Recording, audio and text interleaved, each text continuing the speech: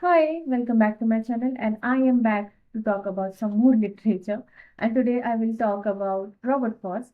He was an American poet, 19th and 20th century, and he also belonged to this modernist movements. Actually, not a traditional avant-garde.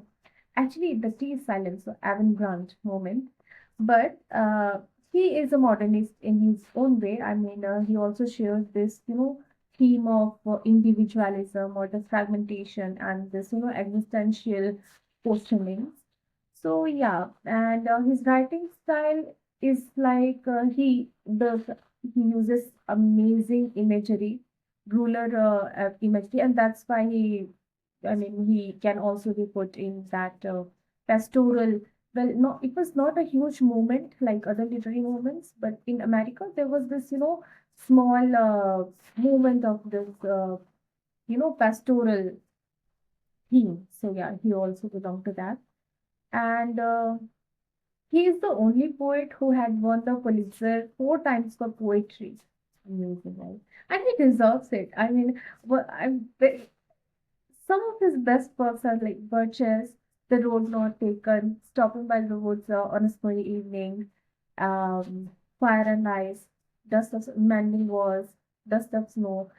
These are like amazing poetry, amazing imagery, amazing poetry. The image that he gives, absolutely amazing.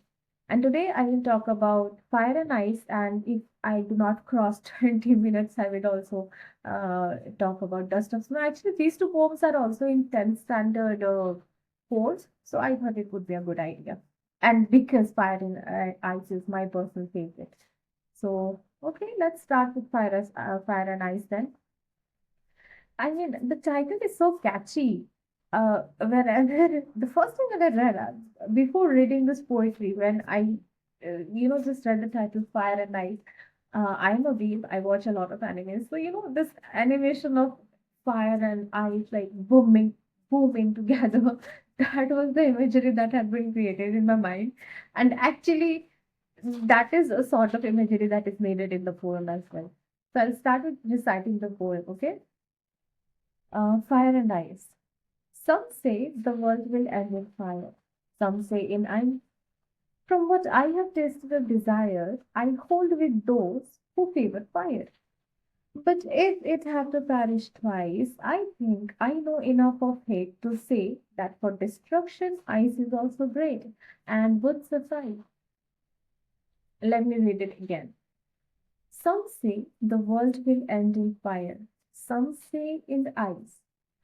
From what I have tasted of desire, I hold with those who favor fire. But if it have to perish twice, I think I know enough of hate to say that for destruction, ice is also great and would suffice. Alright, so before moving ahead, I will tell you that what sort of meaning I take this from fire and ice. So to me, fire is excess and ice is not sufficient, insufficient. So I mean, I have heard to other, expressions as well, other persuasions as well of people, but this is the closest that, I can relate to with this fire and ice. To me, fire is excess of emotion and ice is the lack of emotion. So, when I say excess of emotion, I mean it as in the term of passion. And when I say the lack of emotion, I mean being indifferent. So, the fire and ice. Okay, so that was the meaning. Now, some say the world will end in fire. Some say in ice. For from what I have tasted of desire, I hold with those who favor the fire.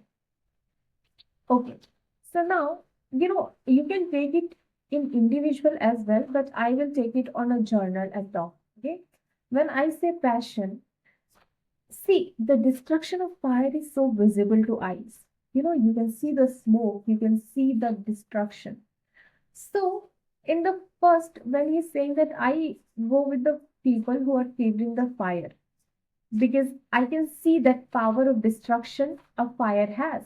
I mean, it's just the starting of the fire, and then it is spreads and it burns everything, you know. So that is the thing. So yeah, fire is strong and it can destroy the world. So I would go with the people who support the fire. And then, this line actually, it's like it's like a teasing line to me. But if it had to perish twice, see, I'm gonna go with the fire because fire is stronger. But okay, if it had to perish twice, I would say that ice is also suffice. Ice is also sufficient to destroy the world. So yeah, it is a teasing line to me. But if it had to perish twice, but if it had to perish twice, uh, to say, I think I know enough of it to say that for destruction, ice is also great. Ice can also destroy. That is the meaning of the second line that he's saying.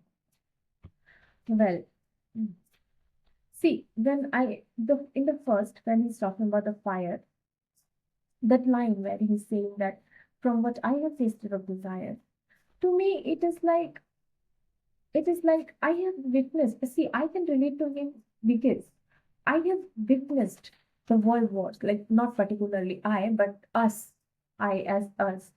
We have witnessed, that destruction of passion. What was that? Passion for more? It was greed for more. It was passion that I want this. I feel for this. This is my land. I want this. So I will fight for it. That greed, that access of greed, that no, I want more. So I want that. And that created what? Destruction, bloodshed. Just the other day, I was talking about Wilfred Owen, there's a economist. So, hmm, fire, you can see the smoke, you can see the destruction, right? And now coming to the second one, ice is also suffice, ice is also sufficient to destroy. As in, how I interpreted it is, first of all, whenever I think of ice, I just think of, how it makes you numb. When you keep touching ice for a long time, it makes you numb. And that's what it is to me. That coldness, that lack of emotion makes you cold. And at some point, when you freeze, you absolutely become numb and not able to feel anything. So, fire was more on a journal level. We could see that the destruction, that, the vastness of destruction, I would say.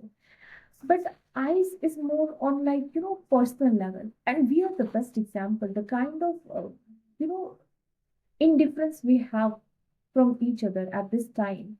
And some people in this generation are indifferent with themselves as well. They just don't know themselves. And yeah, that is the state of being so much ice that I just cannot feel the warmth of anything else. And if I am not I am not a part of society. If I am not me, I am not creating a society. I am not creating a culture. I am not creating a country. I am not creating a world. I am not a part of that world. So who cares if that world crushes? I don't, because I'm just so numb that it won't bother me at all. I mean, think about it. In this generation, a lot of people wouldn't mind dying, including myself. That is the end of the world as well. I mean, the world has already ended. If it doesn't mean anything, if it actually ends. You get me?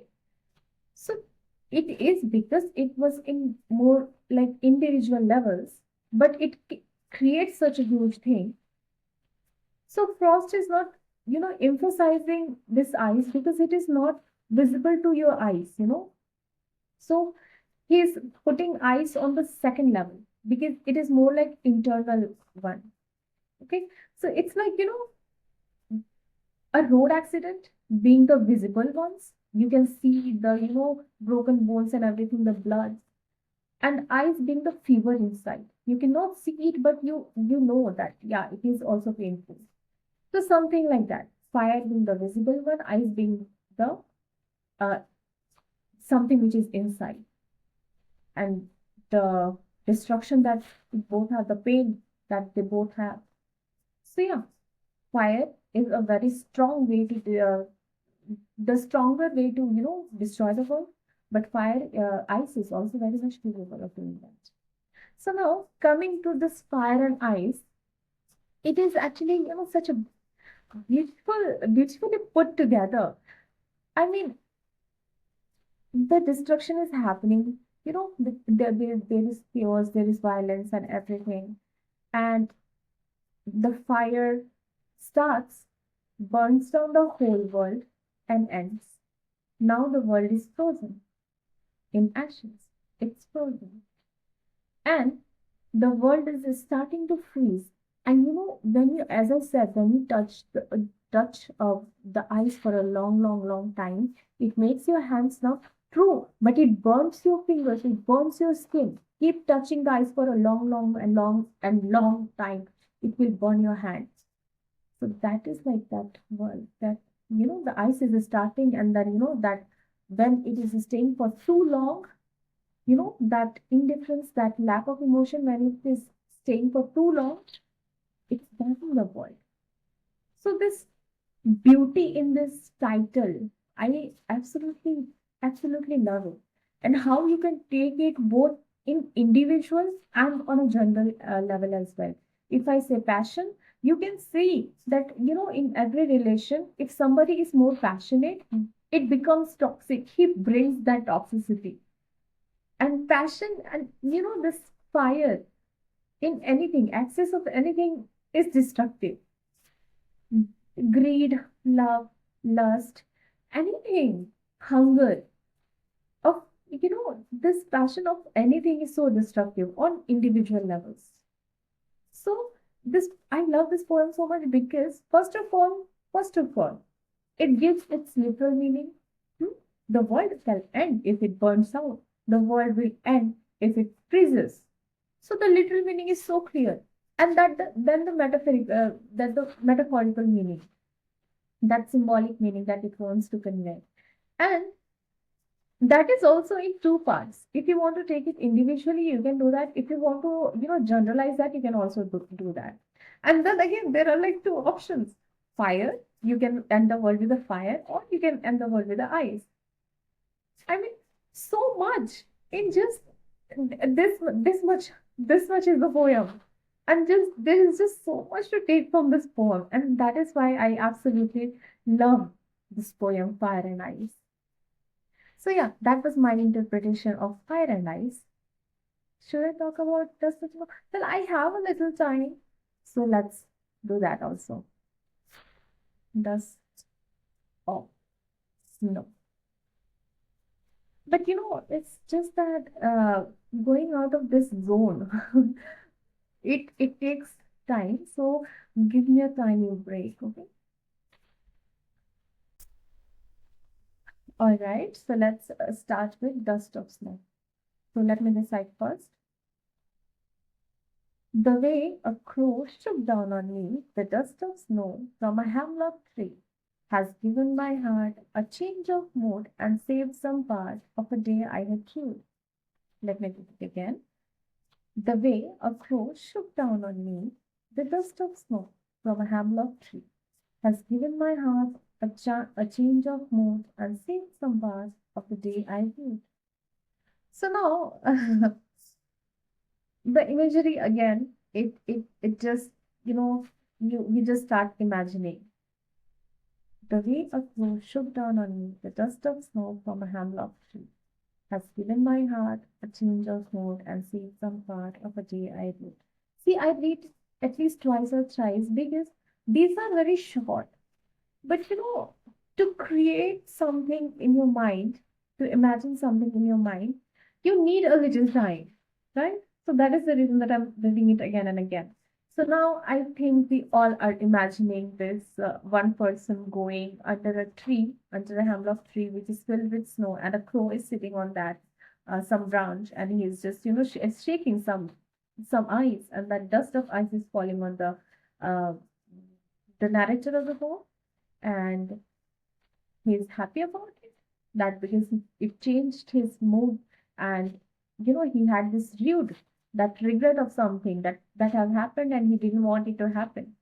So there was a change in his mood. So now he's happier. So now, this beautiful scenario of white and blue and amazing, like, that snow, that white snow, uh, the beautiful imagery comes to your mind. So, yeah, since now we have all imagined it, let's try to understand. The way a crow shook on me the dust of snow with a hemlock tree. Crow and hemlock.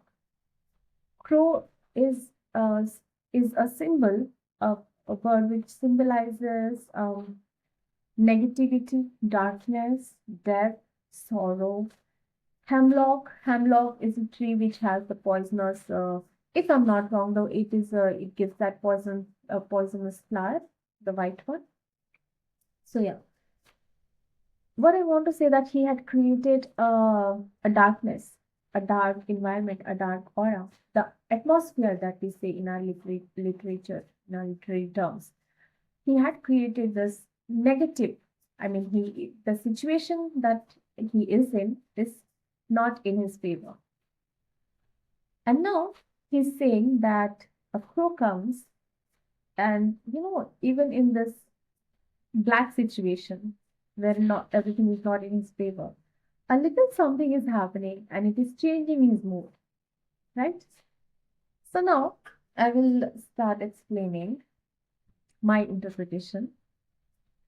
Uh, in school, I had we were in a hostel, so I had the senior of mine, and she had three boards, I guess, and she had the physics exam, and this thick, uh, reference book. And she was like studying for a long time, and I was just looking at her, and I asked her that, "Are you not bored?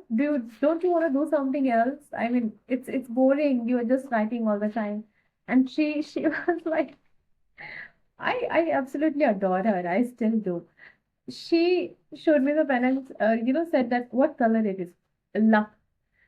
That was also pink, and this is also pink. So yeah, I said, yeah, it's pink. And she was like, yeah, pink is my favorite color. I have my favorite colored pen, and I'm happy about it. See, I absolutely hate this and I don't want to study, but this is pink and I love it. Life is like that. Sometimes you just gotta be happy with the little things that you can be. And yeah, that makes sense. And I well, following it is not something everybody can do, and I don't do it because she advised me to do. And obviously, it was something which will stay with me forever. But I became like her. I find happiness in every small thing that I can, and I love to be happy. That is the reason, yeah. And the same thing I found in Frost's vision as well. That yes, something bad have happened with me, and I regret something, and I wish I could change it. That is what it means to be, rude.